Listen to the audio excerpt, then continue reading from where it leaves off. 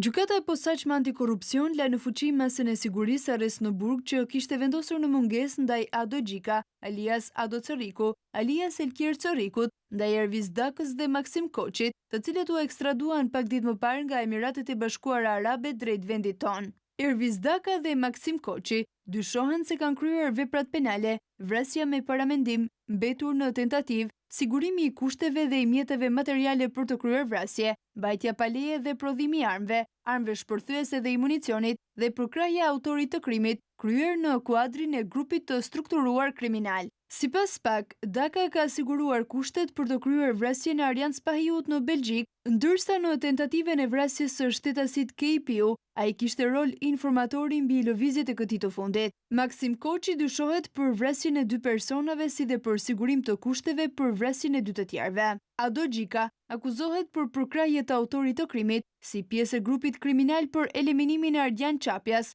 gjatë sulmit me snajper, të cilit mundi t'i mbijetoj.